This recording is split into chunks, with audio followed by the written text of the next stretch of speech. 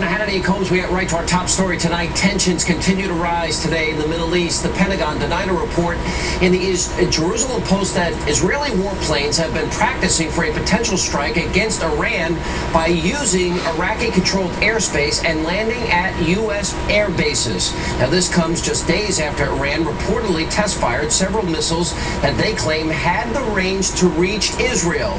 Now, we say reportedly because there have been questions raised about the test.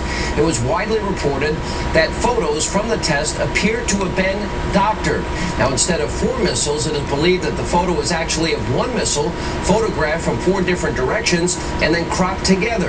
Initial reports also suggested that the Iranians had test-fired a Shahed-3 missile, supposedly possessing the range to reach Israel, but there are also reports tonight that even that claim is being questioned, and there was speculation tonight that the whole incident was fabricated as an elaborate bluff. But don't let that fool you. An Iranian rhetoric, well, it's just as vicious as ever. According to the Middle East Media Research Institute, one of the Iranian ayatollahs also gave a sermon today that has been translated into English. Among those things that were said, quote, "So Iran is not a threat." Well, that's what regional and even Western states have said, and they say Iran is ready for talks.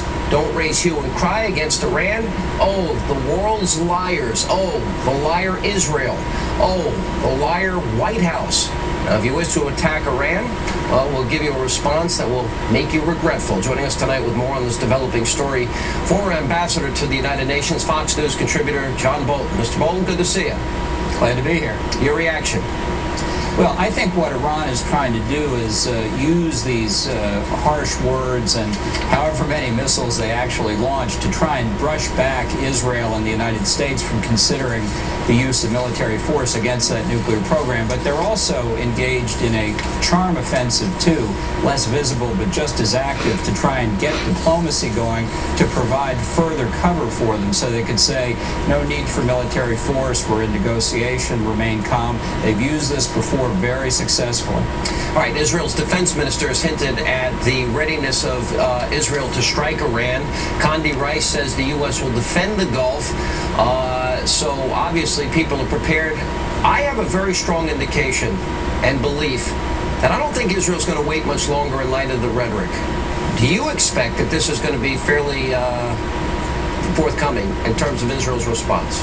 Well, look, the point here is that they fear, based on substantial evidence, that Iran is very close to having a deliverable nuclear weapons capability. And in a country as small as Israel, 2 or 3 nuclear devices means the end of the country. So if faced with an existential threat, yes, I think Israel will use force. They have not hesitated in the past. As recently as last September, they pulverized a North Korean reactor being built in the Syrian desert.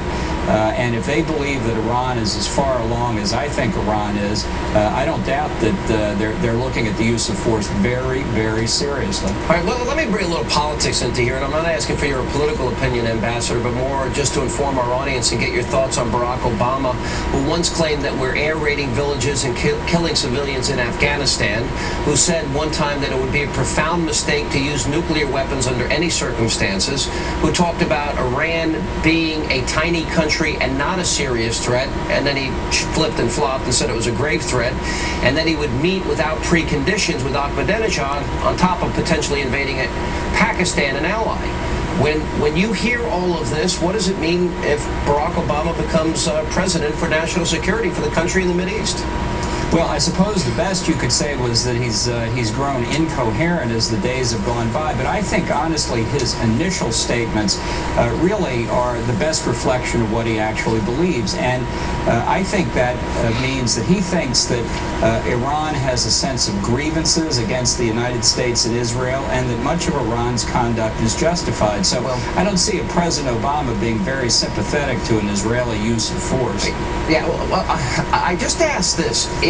If Ahmadinejad continues to threaten Israel and their very existence and threatens to wipe them off the map, do they have any alternative but to strike before they get nuclear weapons? I don't think so. I mean, when you do strategic analysis, it's an analysis of capabilities and intentions. We can hear what the intentions are. And it's not just Ahmadinejad. It's lots of other Iranian leaders as well. And we also have a pretty good idea of their developing capabilities. So either Israel strikes before the capability reaches fruition, or they are at the leadership of Iran's mercy. And I don't think that's the position the Jewish state wants to allow itself to be in. Mr. Ambassador, welcome to the show. When did Obama ever say that he supported or agreed with what Iran was doing? That's not what I said. My point is that he has exhibited a characteristic of many on the left in America and in Europe that think that Iran's grievances are the real source of its conduct. This pursuit of nuclear weapons has a lot more to do with its effort for hegemony in the Middle East and within Islam, as well as being directed against Israel and the United States. And negotiating with them and talking about their sense of grievance isn't going to divert them from that strategic you've said a number of statements over the last few months that either you believe the Bush administration is going to strike, or that you would like if there were a first strike against Iran. Would that be an accurate reflection of your view? No, it would not be an accurate reflection of my view. In fact, I've said most recently I don't think the Bush administration will use force. And I have always said, Alan, always said that the use of force against Iran's nuclear program is deeply unattractive. It's very risky. It's a hard job to do operationally. The reason that we're looking at the use of force is because the alternative, an Iran with nuclear weapons, is even more deeply unattractive. You know, you have Maliki, a guy in Iraq, who said that he would not permit the United States to use Iraqi land or Iraqi airspace and waterways for an attack.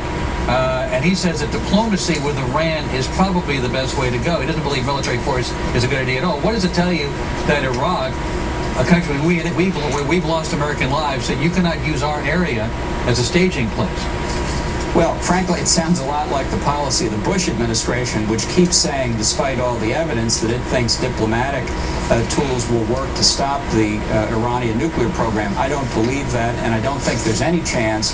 After 5 years of experience, this is not a novel idea. The Europeans have been negotiating with Iran for over 5 years and have failed to dissuade them from their continued pursuit of nuclear weapons. So that's a view, I think, that might have been worth a little bit more aggressive activity 5 years ago, but isn't going to do anything today. Let me ask you a question about Iraq, because let me put up on the screen what the Iraqi national... Do you want to talk about Iran some more? Well, no, we've talked a lot about Iran. I want to ask you a question about Iraq, which is there something you want to say about Iran? No, go ahead. Okay. Iraqi National Security Advisor, who basically says this: we're unambiguously talking about their departure, meaning the United States. We're waiting impatiently for the day when the last foreign soldier leaves Iraq. Now, both John McCain and George Bush are on record as saying, if the Iraqi government asks us to leave, we're going to leave. Here you have the Iraqi government basically saying, we want a timeline, we want to get Americans out. So should they live up to their own words and listen to them? Well, I think you've oversimplified what the Iraqi government is saying, but I think it is a basic fact that we are there with the permission of the Iraqi government that we created, after all, and helped put in place through representative elections. I think a lot of what's happening is domestic Iraqi politics, and I think that's a positive. They now have that kind of politics just as we do. The fact is, even the statements you've quoted go on to say they expect to have an American presence at bases in Iraq for years to come. But they want a timeline to get the soldiers out. Should we listen to them? That's not what they're saying, Alan, if you go through their entire statement. Actually, I do have that quote that he did say. All right, Ambassador, we thank you very much for being with us. Coming up, Jesse Jackson's hot mic comment has everybody talking, even director Spike Lee. Frank Luntz looked at that comment and some of politics' other big verbal blunders. And then is there more to the Jackson comment than we are aware of? A look at why some think his slur was meant to be heard. Coming up.